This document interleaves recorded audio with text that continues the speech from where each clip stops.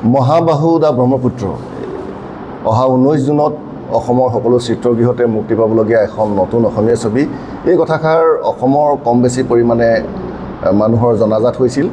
আমি যোৱা 1 মে'ত এটা টিজাৰ ৰিলিজ কৰিছিলোঁ নিমাতী ঘাটত মহাবাহু ব্ৰহ্মপুত্ৰৰ বুকুত এখন ফেৰীৰ ওপৰত উঠি, আৰু যোৱা 1 জুন তাৰিখে এটা ট্ৰেইলাৰ ৰিলিজ কৰিছোঁ গুৱাহাটীত, পোষ্টাৰ ৰিলিজ কৰিছোঁ। অৰ্থাৎ আমাৰ চিনেমাখন 19 জুনত আহিব বুলি আমি কম বেছি পৰিমাণে প্ৰচাৰ কৰিছিলোঁ। কিন্তু যোৱা 12 জুন তাৰিখে এখন অসমীয়া চিনেমা ৰিলিজ হৈছে চুপা চুপি, আপোনালোকে জানে, আৰু সেইখনে ভাল ব্যৱসায় কৰি আছে। গতিকে আৰু অহা 3 জুলাইত আহিব ককা দেউতা নাতি হাতীৰ দ্বিতীয়। আপোনালোকে সকলোৱে এই কথাটো অৱগত। গতিকে এই দুয়োখন চিনেমাৰ মাজতে আমি আচলতে অনাৱশ্যকভাৱে প্ৰতিযোগিতা কৰিব নিবিচাৰিলোঁ।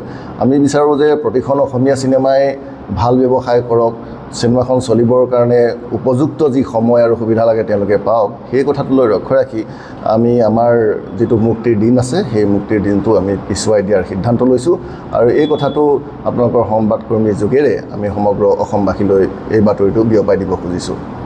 আৰু এই দুইখন ছবিলৈ আমাৰ শুভেচ্ছা জ্ঞাপন কৰিছোঁ। চুপা চুপিয়ে ভাল ব্যৱসায় কৰি আছে, তেওঁলোকৰ ব্যৱসায় আৰু ভাল হওক। আৰু আচলতে প্ৰতিখন ছবিয়েই ব্যৱসায় ভাল কৰিব লাগে, তেতিয়াহে ই আচলতে আমাৰ ছবিটো এটা উদ্যোগ ৰূপত পৰিণত হ'ব, আৰু প্ৰযোজকে আকৌ পিছৰ এখন ছবি কৰিবলৈ আচলতে সুবিধাটো পাব।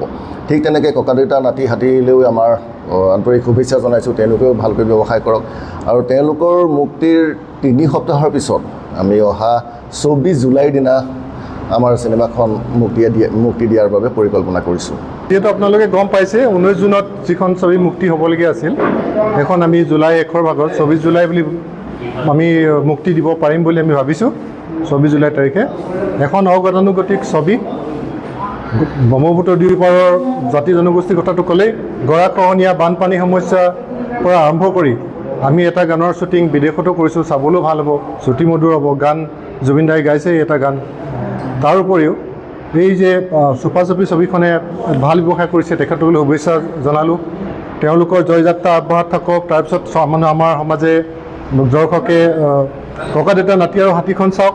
তেওঁলোকৰ ঠিক পিছতে আমি আহিম আপোনালোকৰ মাজলৈ। আমাকো মৰম দিব, আশীৰ্বাদ দিব বুলি আমি আশা ৰাখিম।